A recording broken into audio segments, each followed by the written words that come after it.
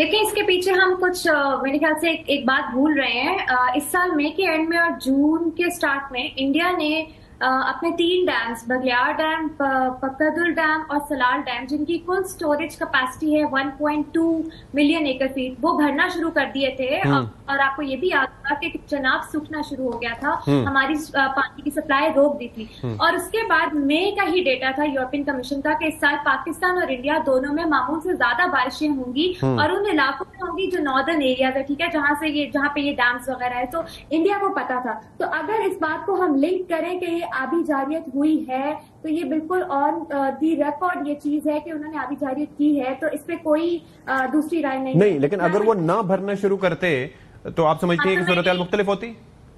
मैं आपको यही कह रही हूँ कि इंडिया तो करेगा ही। हमें उसके लिए एक डैम का जियोपॉलिटिकल सेंस में होना, डैम होना बहुत जरूरी है।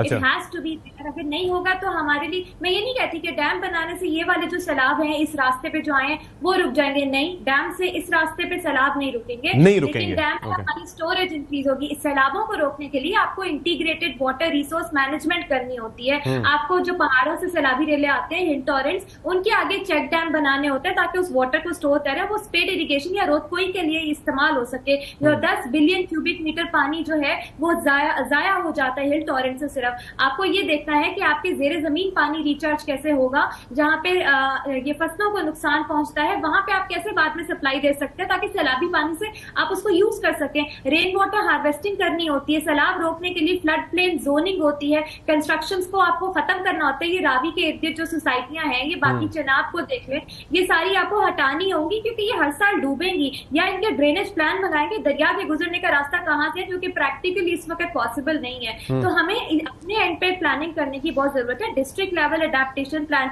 स्पॉन सिटी, आप बिल्कुल सही कह रहे हैं, ये करना पड़ेगा। अगर हम नहीं करेंगे तो नुकसान उठाएंगे। दूसरी बात ये कि ये जो आपके किसान और ये सारे जिनके एसेट्स खत्म हो गए, रिहेबिलिटेशन में इनको रिलोकेट कर भी दें, तो इनके लिए आपको क्लाइमेट रिस्क इंश्योरेंस की पॉलिसी लानी होगी ताकि, और इसको लिंक करना होगा आपके बेनजीर इनकम सपोर्ट प्रोग्राम जैसे ये एडेप्टिव सोशल प्रोटेक्शन कहते हैं, ताकि किसानों को आप फेवर कर सके। वरना इस तरह तो आपकी ये ज़राअत ये बहुत ज्यादा तबाह